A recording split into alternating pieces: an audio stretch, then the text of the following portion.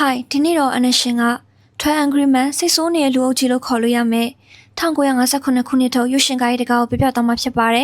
်လူစနစ်အခန်းထဲမှာထိုင်ပြီးတော့စကားပြောနေရင်လည်းတကားလုံးပြီးသွားပေမဲ့ပြင်းစရာကောင်းနေဆိုတော့ဘာလဲလို့မရလောက်အောင်ကိုကြည့်ရှုသူရဲ့အာရုံကိုဆွဲခေါ်သွားနိုင်တဲ့ကားမျိုးပါအဲ့ဒါအပြင်အနရှင်တို့2000ခုနှစ်ဝန်းကျင်လောက်ကနာမည်ကြီးဆက်ကားရတောင်မှအခုချိန်မှာပြန်ကြည့်ရင်ဇလန်ကပေါ့နေရတယ်ဟာကွက်ကလေးတွေရှိနေတာတတိထားမိကြဦးမှာပါဒါပေမဲ့ဒီဆက်လန် Twelve Angry Men ကတော့လွန်ခဲ့တဲ့68နှစ်က Thriller Crime မျိုးစားဇာတ်ကားကအခုချိန်မှာပြန်ကြည့်ရင်တော့မှ Logic Error Plot Hole တစ်ခုမှမရှိတဲ့ပြည့်ပြည့်စုံလုံးနဲ့ကားတကားလို့ခေါ်လို့ရပါတယ်။ဒါကြောင့်လည်း IMDb rating 10မှာ9နဲ့ခရမ်းချင်ဒီပုံမှာ 100% ရထားတာဖြစ်ပါတယ်။ဇလန်ကတော့ဒီလိုပါ20ရာစုအလယ်ပိုင်းအနောက်နိုင်ငံတွေမှာခေတ်သစ်ယဉ်ကျေးမှုထွန်းကားနေတဲ့ကာလမှာပေါ့အသက်18နှစ်အရွယ်ကောင်လေးတစ်ယောက်ကဖခင်ကိုကြိုတင်ကြံစည်ပြီးတတ်မှုနဲ့တရားစွဲဆိုခံထားရပါတယ်။ဒီအမှုမှာကောင်လေးလူသက်တာကိုမြင်လိုက်ရတဲ့မျက်မြင်သက်သေ2ယောက်အပြင်လူသက်လက်နက်ဖြစ်တဲ့မောင်းချတာကလည်းကောင်လေးကိုယ်တိုင်ဆိုင်ရနေဝယ်သွားတာဖြစ်ကြောင်းဆန်ရှင်ရသက်သေထွက်ဆိုထားတာမို့အမှုဟာလေပြင်းမှာဆင်သွားတယ်လို့ထင်ရှားနေပါတယ်။တရားခွင်မှာအမှုအသွားလာကိုရုံးချိန်များစွာခေါ်ပြီးတော့စစ်ဆေးပြီးဆုံးတဲ့အချိန်မှာတော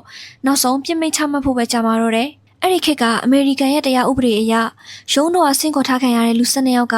ဒီအမှုအတွက်ဂျူရီလူကြီးအဖြစ်နဲ့အပြစ်ရှိမရှိဆုံးဖြတ်ပေးရတော့မှာဖြစ်ပါတယ်။ဒီလူ12ယောက်ထဲမှာအင်ဂျင်နီယာလည်းပါနိုင်တယ်၊ဈေးသည်လည်းပါနိုင်တယ်၊အခြေခံကာယလုပ်တာပယံဆရာလည်းပါနိုင်ပါတယ်။ဒီလိုမတူညီတဲ့လူဒန်းစာရရက်ကလူ12ယောက်ကရှုပ်ထွေးတဲ့ဥပဒေရေးရာစီမင်းစည်းကမ်းတွေတခုမှမပါဘဲနဲ့တာမန်လူတွေရဲ့ဆင်ခြင်တုံတရားကောင်းတန်ဆိုးတန်ခွဲခြားသိမြင်နိုင်ရဲ့ညံနဲ့ဒီအမှုကိုဆုံးဖြတ်ပေးကြရတော့မှာဖြစ်ပါတယ်။ဒါကတရားရုံးရဲ့အာဏာကိုပြည်သူကိုခွဲဝေပေးတဲ့စနစ်ဖြစ်ပါတယ်။ဒီမှာစည်းကမ်းတစ်ခုရှိတာကအပြစ်ရှိရဲဒါမှမဟုတ်အပြစ်မရှိဘူးဆိုတဲ့နောက်ဆုံးအဖြေကအားလုံးသတ်မှတ်တဲ့ဖြစ်ရပါမယ်။ဒီ12ယောက်ထဲမှာတယောက်ယောက်ဒါမှမဟုတ်တချို့တစ်ဝက်ရဲ့အဖြေကအများနဲ့ကွဲလွဲနေမယ်ဆိုရင်တော့ဒီအမှုကိုနောက်ထပ်ဂျူရီလူကြီး12ယောက်ကိုလွှဲပြောင်းပေးရမှာဖြစ်ပါတယ်။အကယ်၍အဖြေကတသက်တဲ့ဖြစ်ပြီးတော့အပြစ်မရှိပါဘူးလို့အဆုံးဖြတ်ထွက်လာရင်ကောင်လေးကခွေးလုံးကျုပ်အမှုကနေလွတ်မှာဖြစ်ပြီးတော့အပြစ်ရှိရလို့တညီတညွတ်တဲ့ရွေးချယ်လိုက်ကြရင်တော့ကောင်လေးကိုလက်စစ်ထိုင်ကုန်ပေါ်အရောက်ပို့ပြီးသားပါပဲတိမ်မလားရှင်မလားကောင်လေးရဲ့အသက်ကမဲလေးသမဲအပေါ်မှာမူတည်နေပါတယ်ဂျိုရီလူကြီး12ယောက်ကမဲအဆုံးဖြတ်ပေးဖို့အတွက်အခန်းထဲဝင်လာကြတယ်ပူအိုက်တဲ့ຫນွေနေ့တစ်နေ့ဖြစ်တဲ့အပြင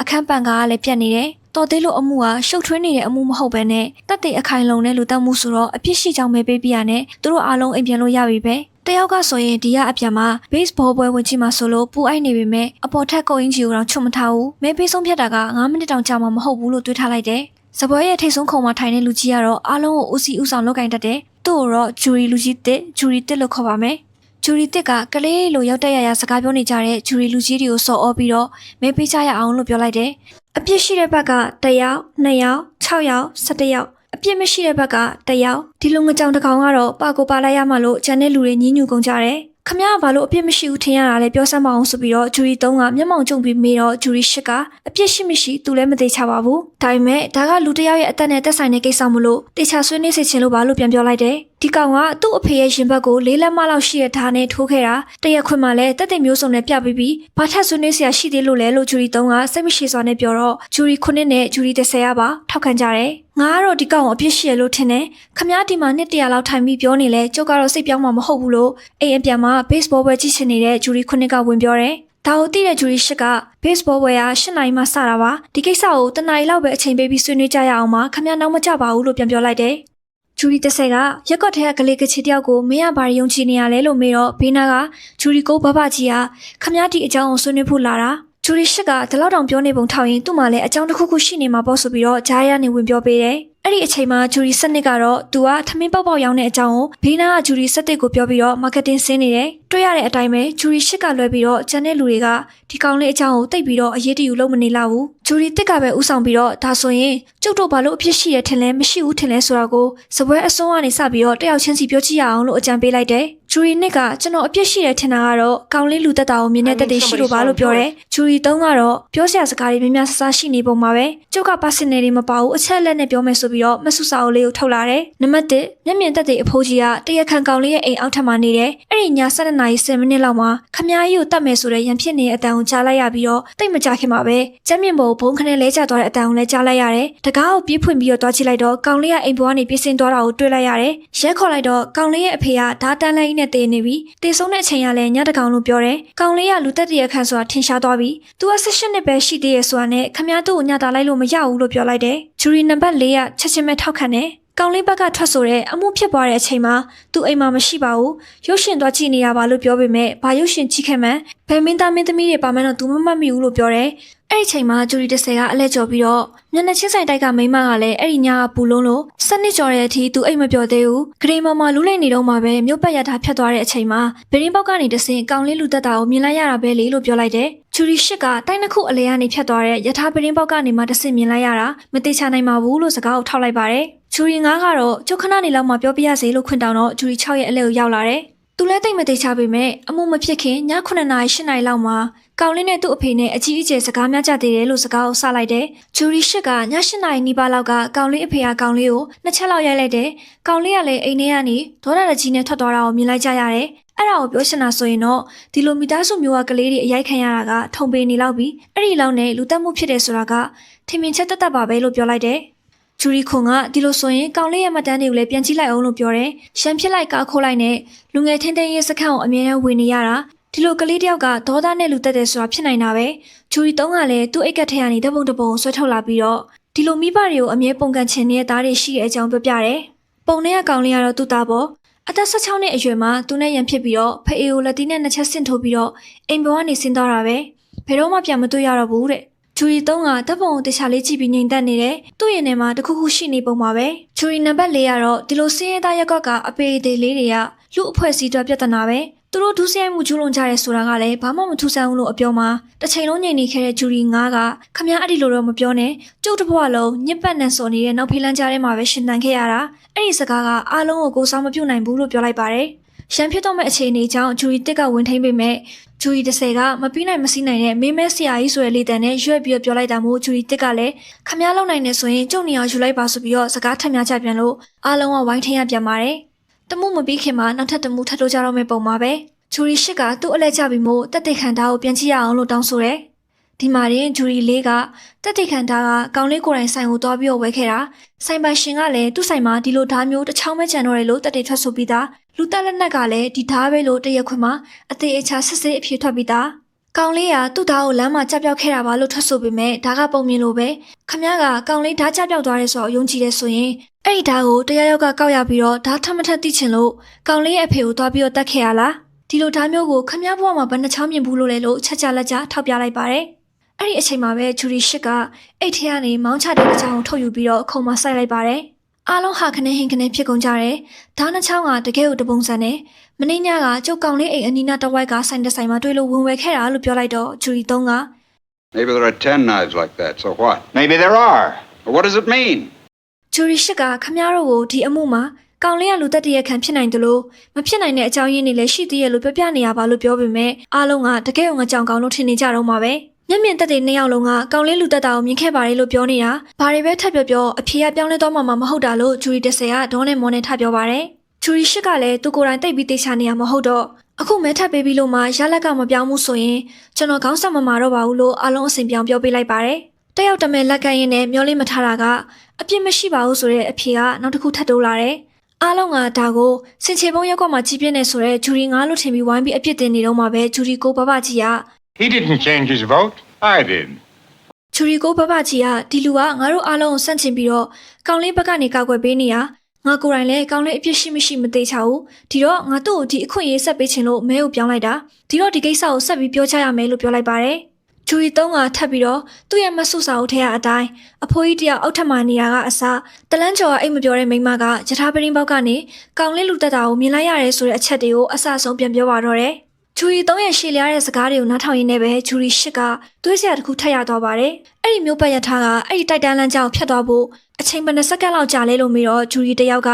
10စက္ကန့်လောက်ကြာနိုင်တယ်လို့ဖြေပါတယ်ခမ ्या တို့ထဲရရောဘသူယထာလမ်းပေးမှနေခဲ့ဘူးလေလို့ဆက်ပြီးတော့ဂျူရီ6ကကျုံနေခဲ့ဘူးတယ်ယထာဖြတ်သွားတိုင်းမှာတစ်ချိန်ချင်းနဲ့ဆူညံလိုက်တာပြောမနေပါနဲ့လို့ပြောလိုက်တယ်သူလိုချင်တဲ့ point ကိုရပြီမို့လို့ဂျူရီ10ကအားလုံးကိုဆက်ဆက်ပြီးတော့သုံးသပ်ပြလိုက်ပါတယ်ယထာဖြတ်သွားတဲ့အချိန်10စက္ကန့်အတွင်းမှာလူတက်မှုကဖြစ်ပြီးသွားပြီယထာဖြတ်လို့ဒီလောက်ဆူညံနေတဲ့ဂျားကနေအဖိုးကြီးကခမ ्या ကြီးကိုတတ်မယ်ဆိုတဲ့စကားကိုကြားလိုက်ရပြီးတော့တစုံတယောက်ကလဲကျသွားတာကိုကြားလိုက်ရတယ်ဆိုတာလုံးဝယုံကြည်စရာမကောင်းတော့ဘူးရုပ်တိလည်းမရှိတော့ဘူးလို့ပြောလိုက်ပါတယ်ဂျူရီလူကြီးတချို့ကလှုပ်လှုပ်ရှားရှားဖြစ်သွားပေမဲ့ဂျူရီ3ကတော့ခေါင်းမာနေစေပါပဲ Why should he lie? What's he got to gain? Attention, maybe.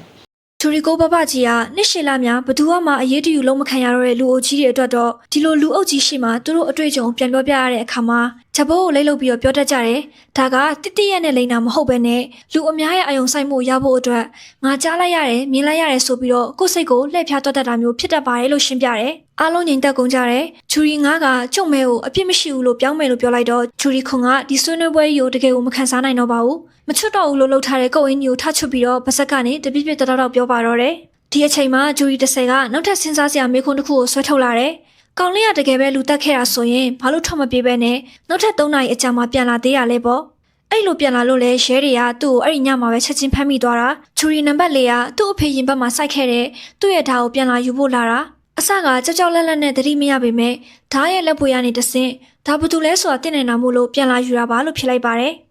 ဂျူရီစနစ်ကကျုပ်ဆိုရင်လဲဓာတ်ကိုပြန်လာယူမိမှာပဲ။ညတကောင်ကြီးလေဘသူမှမသိခင်မှာဓာတ်ကိုပြန်လာယူမှာပဲလို့ပြောလိုက်တာနဲ့ဂျူရီစက်တစ်ကတကယ်အချက်ကိုထောက်ပြပါတော့တယ်။ရထားပရင်းပေါက်ကနေကောင်လေးလူတက်တာကိုမြင်လိုက်ရတဲ့မိန်းမကကြောက်လန့်တကြားអော်ပြီးတော့တခါတည်းရဲကိုဖုန်းဆက်ခေါ်ခဲ့တာ။အဲ့ဒီအချိန်မှာရထားလည်းဖြတ်ပြီးသွားပြီ။ညတကောင်ကြီးអော်လိုက်တာကိုကောင်လေးလည်းကြောက်မှာပဲလေလို့ပြောတော့မှာပဲဂျူရီ3ကမင်းမဲအပြစ်ရှိရလို့မဲပေးခဲ့တာမလား။အခုမင်းကဘယ်ဘက်ကလဲလို့မေးလိုက်ပါတယ်။ဂျူရီစက်တစ်ကဒီကိစ္စမှာဘယ်ဘက်မှာနေရဲဆိုတာအရေးကြီးလို့လား။ကျုပ်စိတ်ထဲမှာတန်တရားရှိတဲ့ထွက်ဆိုချက်တွေကိုအမှုမှန်ပေါ်ဖို့အတွက်ဆွေးနွေးတဲ့ရင်ဆွေးနွေးရမှာပဲလို့ပြောလိုက်ပါတယ်။အစပိုင်းမှာမဲအပြတ်သက်နဲ့ရှုံးနေခဲ့တဲ့ကောင်လေးရဲ့အခြေအနေကတဖြည်းဖြည်းနဲ့အကောင့်ဘက်ကိုဦးတည်လာနေပါတယ်။ဂျူရီနံပါတ်4ကတော့လူတက်မိပြီးတော့ကြောက်ကြောက်လန့်လန့်နဲ့ထွက်ပြီးတော့အဲ့ဒီမိမရဲ့အော်ဒါကိုမကြားမိလိုက်လို့နေမှာပါလို့ထပ်ပြောပြပါတယ်။ဂျူရီရှစ်ကခမ ्या ပြောရလဲဖြစ်နိုင်ပါတယ်။ကျုပ်တို့ပြောရလဲဖြစ်နိုင်ပါတယ်ဆိုပြီးတော့မဲနောက်ထပ်တစ်ခေါက်ထပ်ပြီးဖို့အကြံပြုလိုက်ပါတယ်။ဂျူရီခွန်ကအောက်ထက်ကအဖိုးကြီးလည်းအတန်ကြားလို့ပြေးသွားကြည့်တော့15စက္ကန့်လောက်အတွင်းမှာကောင်လေးကိုမြင်လိုက်တာပဲလေလို့ပြောလိုက်တော့ဂျူရီ9ကချက်ချင်းပဲအဖိုးကြီးကခြေထောက်တစ်ဖက်ထောက်ချိုးဖြစ်နေတာမပြေးနိုင်ပါဘူးလို့ပြောလိုက်ပါတယ်။အစပိုင်းမှာခိုင်လုံလာပါတယ်ဆိုတဲ့တက်တီထွက်ဆိုချက်တွေကတစ်ခုပြီးတစ်ခုဟာကွက်တွေပေါ်လာပါတယ်။ဂျူရီရှစ်တို့အဖိုးကြီးရဲ့အခန်းကနေတကားပေါက်ထိအကွာအဝေးကိုတခြားပြန်ပြီးတော့တရုပ်ဖော်ကြည့်တော့မှ15စက္ကန့်ဆိုတာလုံးဝမဖြစ်နိုင်မှန်းပေါ်လာတယ်။ဒီမှာရင်ဂျူရီ3ကပေါင်းဝေးတစ်လုံးလုံးတရှုရှုတရှက်ရှက်နဲ့ပောက်ကွဲပါတော့တယ်။မင်းတို့ကဒီမှာအရင်မရအဖက်မရတွေပြောနေရပဲကောင်လေးကကျုပ်တို့လက်ကနေလွတ်တော်မှာပဲတဲ့လက်ထဲကနေလွတ်တယ်လို့ပြောရအောင်ဒါကဘာသဘောလဲသူ့သားအရင်နဲ့အစင်မပြေတိုင်းဒီလိုအရွယ်ကောင်လေးတယောက်ပေါ်မှာအာကာသအမုန်းတရားတွေကိုပုံချဆရာလားဒါကိုဂျူရီရှစ်ကခမ ्या အစကတည်းကနေကောင်လေးကိုသိစေချင်နေတာကကောင်လေးအပြစ်ရှိရလို့ယုံကြည်လို့မဟုတ်ပဲနဲ့ကိုရေးကိုသာအမုန်းတရားတွေကြောင့်ပဲလို့ပြောချလိုက်တော့ဂျူရီ3ကတတ်မဲ့တကယ်လောက်ပါတော့တယ်ဂျူရီရှစ်ကတင်းငိမ့်စွာပဲခမ ्या တကယ်ကျုပ်ကိုတက်ချင်လို့ပြောတာလားလို့မေးလိုက်တော့ဂျူရီ3ကအရှိုက်ကိုထိပြီးတော့ချက်ချင်းပဲငြိမ်ချသွားပါတယ်အဲ့ဒီအချိန်မှာတော့ခမ ्या ကြီးကိုတက်မယ်လို့ပြောတိုင်းတက်ချင်လို့ပြောတာမဟုတ်တာကိုအားလုံးသူတို့တိတ်တိတ်လက်ခံတော့ကြပါတယ်ဒီတစ်ချိန်မှာတော့ဂျူရီလူကြီး1နဲ့6ကသူတို့မဲကိုအပြစ်မရှိတဲ့ဘက်ကိုထပ်ပြောင်းလိုက်ပါတယ်မဲက6နဲ့6ပဲဖြစ်နေပါပြီမြင့်တက်လာတဲ့အခန်းအပူချိန်နဲ့အတူဂျူရီ17နဲ့ဂျူရီခွင်ရဲ့ဒေါတာကလည်းထိမရလောက်အောင်ကိုမျက်နှာပေါ်မှာပေါ်လွင်နေပြီတကယ်ကိုရုပ်ပြဆင်းပြပါပဲဒီကောင်လေးတည်တည်ဖြစ်စေမတည်တည်ဖြစ်စေဘသူတူတယောက်မှအချိုးမြတ်မရှိတဲ့ကိစ္စမှာလူတယောက်ရဲ့အသက်အတွက်တနားရီလောက်အချိန်ပေးပြီးဆွေးနွေးဖို့ဘာတွေများခက်ခဲနေကြရလဲတွေးစရာပါပဲဂျူရီ3ခုနဲ့10ကအကြောင်းပြချက်မဲမဲရမရှိပဲနဲ့အပြစ်ရှိတဲ့ဘက်ကနေမဲပေးကြပေမဲ့ဂျူရီနံပါတ်4ကတော့တက်တဲ့အချက်လက်တွေ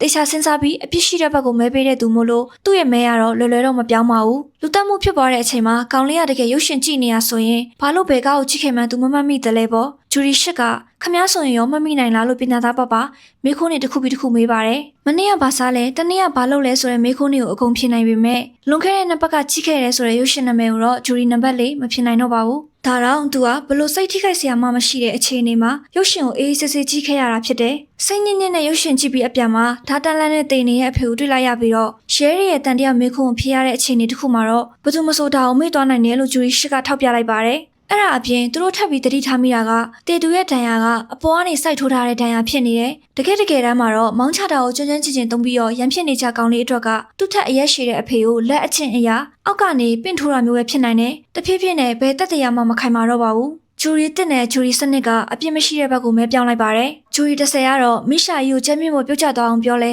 ငါစိတ်ကိုမပြောင်းနိုင်ဘူးလို့ပြောလိုက်ပါတယ်ဂျူရီခွန်ကတော့ဒီပွဲကိုမြန်မြန်ပြီးပြအောင်ဆိုပြီးတော့အပြစ်မရှိတဲ့ဘက်ကိုမဲပြောင်းလိုက်ပါတယ်ဒီမှာတင်ဂျူရီ7ကမင်းမဲကိုပြောင်းချင်ရင်အပြစ်မရှိဘူးလို့ယုံကြည်နေမှပြောင်းရမယ်ဒါကကလေးကစားနေရမဟုတ်ဘူးလို့တင်းတင်းမာမာပြောလိုက်ပါတယ်ဂျူရီခွန်လည်းမတက်တာတဲ့အဆုံးရှက်ရှက်နဲ့ကောင်လေးကအပြစ်မရှိဘူးထင်လို့မဲကိုပြောင်းလိုက်တာပါလို့ဝန်ခံလိုက်ရပါတယ်ပုံမဲသုံးမဲနဲ့အပြစ်မရှိတဲ့ဘက်ကနေအသာစီးရသွားပါတယ်ဂျူရီ10ကဒါကိုလက်မခံနိုင်ပဲစင်ရဲသားလူဒန်းစားတွေကဘယ်သူမှယုံကြည်လို့မရတာမို့လို့တေယူတေးတဲ့နေဆိုတဲ့အဆင့်တန်းခွဲခြားတဲ့စကားတွေပြောပါတော့တယ် ဂျူရီလူကြီးတွေကတရားရုံးနဲ့မလိုက်မဖက်ထွက်လာတဲ့အမုန်းစကားတွေကိုနားမထောင်မဲနဲ့နေရာကနေအတီးတီးထားကြပါတယ်ဒါကသူ့အမြင်ကိုဘယ်သူမှမထောက်ခံဘူးဂျူရီတွေကတရားမျှတစွာပဲဆွေးနွေးကြရမယ်ဆိုတာကိုလောက်ရနဲ့တက်တည်ပြလိုက်တာပါဘယ်သူမှသူ့စကားကိုအဖက်မလုံးမှန်းသိသွားတဲ့အခါမှာတော့ဂျူရီ30ကရှက်ရှက်နဲ့အတန်ကိုလျှော့ပြီးတော့ပါဆက်ကိုပိတ်လိုက်ရပါတော့တယ်အဲ့ဒီတော့မှအလုံးကိုနေရာကိုပြန်ထိုင်ကြပြီးတော့ညှင်းခုန်ကြပါတယ်ဂျူရီနံပါတ်4ကမျက်မြင်သက်သေဖြစ်တဲ့မျက်နှာချင်းဆိုင်တိုက်ကအမျိုးသမီးကကောင်လေးကသူ့အဖေကိုဓာတ်နဲ့ထိုးနေရမြင်လိုက်ရတယ်လို့အသေးအချက်ထွက်ဆိုထားတဲ့အတွက်သူကတော့မဲကိုပြောင်းမှမဟုတ်ဘူးလို့ချက်ချက်လက်ချက်ပြောပါတယ်ပြောနေနေပဲမျက်မှန်ကိုချွတ်ပြီးတော့နာယိုနာကိုနှိပ်တယ်လို့လို့တော့ဂျူရီကိုပပကြီးကတခုခုကိုတတိယသွားတယ်လို့နဲ့ဘာလို့နာယိုနာကိုနှိပ်နေရလဲလို့ရုတ်တရက်ထားမိလိုက်ပါတယ်မစီမဆိုင်မေးခွန်းကြောင့်မလို့ဂျူရီနံပါတ်4ကဆက်ရှုပ်သွားပေမဲ့မျက်မှန်တက်ထားတော့မျက်ရိုးကိုက်လို့နှိပ်တာပါလို့ပြန်ဖြေလိုက်ပါတယ်ဂျူရီကိုပပကြီးကအသက်ကြီးပေမဲ့အုံနောက်ကတော့မအိုသေးပါဘူးသူကအရာရာအသေးစိတ်တတိထားချစ်တတ်တဲ့လူစားဆိုတာသိချပါတယ်ဂျူရီကိုပပကြီးကသူကတခါမှမျက်မှန်မတက်ဘူးတော့အစအတာကိုတတိမထားမိခဲ့ဘူးတရားရုံးမှာတက်တည်ထွက်ဆိုတဲ့မိန်းမကအသက်45နှစ်လောက်ရှိပေမဲ့35နှစ်လို့ထင်ရအောင်စပင်းနေမိတ်ကပ်တွေကိုအလွန်အကျွံပြင်ဆင်ထားတယ်တရားရုံးကိုလည်းမျက်မှန်တက်မလာပေမဲ့အဲ့ဒီမိန်းမရဲ့နာယိုးနှစ်ဖက်မှာတော့မျက်မှန်တက်ဖူးတဲ့အရာလိုမျိုးအမှတ်နှစ်ခုရှိနေတယ်တက်တည်ထွက်ဆိုနေရင်းနဲ့လည်းအဲ့ဒီနားလေးကိုမကြာခဏနှိပ်နေလေးရှိရလို့ပြောလိုက်တော့ဒါကိုမြင်လိုက်ရတဲ့ဂျူရီတွေကလည်းဝိုင်းထောက်ခံကြပါတယ်ဂျူရီတွေကဝိုင်းပြီးထောက်ခံလေဂျူရီ3ကဒေါ်လာထွက်လေးပါပဲမိန်းမတယောက်ကလှချင်လို့မျက်မှန်တက်မလာတာအိမ်မနေရင်တက်ရင်တက်မှာပဲလို့ထက်ညင်းပါတယ်ဂျူရီ8ကခမရအိပ်ရဝင်လို့အိပ်ပျော်အောင်ကြိုးစားနေတဲ့အချိန်မှာမျက်မှန်တက်လာလို့ဂျူရီနံပါတ်4ကိုမေးလိုက်ပါတယ်ဂျူရီနံပါတ်4ကမတက်ပါဘူးလို့ဝန်ခံတယ်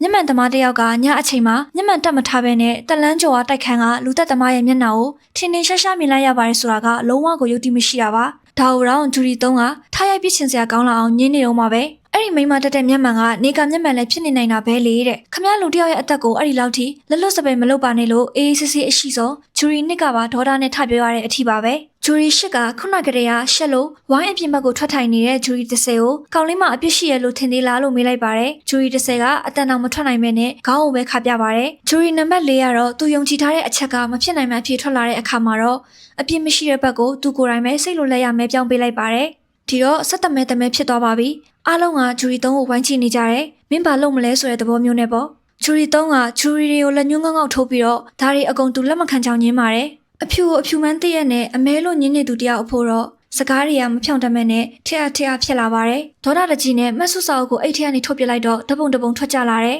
ဂျူရီ3ကကလေးကချစ်လေးတွေမင်းတို့တည်တည်နေလို့ပြောရင်ဓပုံကိုတစားစီစုပ်ဖြဲရင်းနဲ့ငိုချလိုက်ပါတယ်ပြိုကျသွားတဲ့မျက်ရည်တွေနဲ့အတူထွက်လာတဲ့စကားကအပြစ်မရှိပါဘူးလို့ဝန်ခံတဲ့စကားပါပဲသူ့ဘဝကိုကိုယ့်ဘဝလိုမြင်ပြီးတရားစီရင်နေခဲ့ပေမဲ့နောက်ဆုံးမှာတော့ကိုထပ်မလိန်နိုင်တော့ဘဲနဲ့ကောင်လေးကအပြစ်မရှိတော့ဘူးဆိုတာကိုလက်ခံတော့ပါတော့တယ်ဒီလိုနဲ့နောက်ဆုံးမှာတော့တရားသူကြီးစီယူဆောင်တော့မဲ့အဖေကကောင်လေးကအပြစ်မရှိပါဘူးဆိုတဲ့အဖြေပါပဲရုံးတော့ပေးရတဲ့တာဝန်ပြီးဆုံးသွားပြီမို့ဂျူရီတွေကအတီးတီးအိမ်ကိုပြန်ကြပါပြီဂျူရီကိုပပကြီးကဂျူရီ8ကိုလမ်းခေါ်ပြီးတော့မောင်ရဲ့နာမည်ဘယ်လိုခေါ်လဲလို့မေးလိုက်ပါတယ် Davis. My name's McCardle. Well, so long. So long. ဒီနေရာမှာအမျိုးမိမသိတဲ့ဝမ်းနည်းမှုတချို့လိုက်ခနဲ့တက်လာတာကိုကြည့်ဘူးသူတိုင်းခန်းစားမိကြမှာပါတွေ့ကြုံဆုံကွက်ဖြစ်မြဲတမတာဆိုပေမဲ့လူတဘာဝအရာပျော်ရွှင်စရာအချိန်တွေကိုအတူတူဖြတ်တန်းခဲ့မှုတဲ့သူထက်အခက်အခဲတွေရှိတဲ့အချိန်မှာအတူတူရင်ဆိုင်ကြော်လွားခဲ့မှုတဲ့သူကိုပို့ပြီးခင်မင်တတ်ကြတယ်တဲ့ဂျူရီ8နဲ့ဂျူရီ9ပပကြီးကတယောက်နာမည်တယောက်တောင်မသိခဲ့ပေမဲ့ဒီအချိန်တနာရီလေးအတွင်းမှာစိတ်တူကိုယ်တူနဲ့တရားမျှတမှုလူသားဆောင်မှုတစ်ခုကိုအသက်သေပြခဲ့ကြတယ်ဒါပေမဲ့အဲ့ဒီအချိန်လေးပြီးသွားရင်တော့တယောက်နဲ့တယောက်ဘယ်တော့မှပြန်မဆုံဖြစ်တော့မှာကတေချာတလောက်ပါပဲစက်သိန်းလေးကတိမ်မွေ့ပြီးတော့ရိုက်ချက်ကတော့ပြင်းလာပါတယ်ရှင်ထဲမှာဟာတတာကြီးဖြစ်ပြီးတော့ဝမ်းနည်းမှုတွေနဲ့ကြံခဲ့စီတာပါဒီတော့ဇလန်းအစုံပြောစရာတွေကုန်ပြီလားဆိုရင်တော့မကုန်သေးပါဘူးဇလန်းတွေအနစ်ချုပ်လာတဲ့မြထွဲ Angry Man ကိုမှခြုံငုံပြီးပြန်မရှင်းရင်အနရှင်ကလူမိုက်ပါပဲ Original movie ကိုပြန်ပြပြီးရှင်းရင်တော့ channel ကြီးပြကြတော့မှာမို့လို့နောက်ခံ background အလွတ်ကလေးပဲထားပြီးတော့ရှင်းပြစေတီးခံပြီးကြည့်ပေးကြပါအဲ့ဒီတော့အစမှပြောခဲ့တဲ့အတိုင်းလွန်ခဲ့တဲ့68နှစ်ကမှုခင်းအခြေခံဇာတ်ကားတကားကအခုချိန်မှပြန်ကြည့်ရင်တော့ဘာဟာကွက်မှမရှိပဲ perfect ဖြစ်လို့တဲ့အပြင်အဖြူအမဲကာလာကြီးနဲ့တနာရီခွဲလုံးဒီအခန်းထဲမှာထိုင်ပြီးတော့လူတွေစကားပြောနေတာကိုတစ်ချက်ကလေးမှပြင်းစရာကောင်းမတော့အောင်ဘာလက်ကွက်ဘာအရှင်ကြီးကြီးမမပါပဲနဲ့ဒိုင်ယာလော့တွေပဲတုံးပြီးတိဆောက်သွားတာကဒိုင်တာရဲ့အတာချက်ကြီးတစ်ခုပါတစ်ချိန်လုံးညှင်းခုန်နေကြတာလည်းမဟုတ်ပဲနဲ့ဇလန်အတက်အကျကကြည့်ရှုသူကိုမျက်စိမရှုပ်စိတ်မပင်ပန်းအောင်ဆွဲခေါ်သွားနိုင်ပါတယ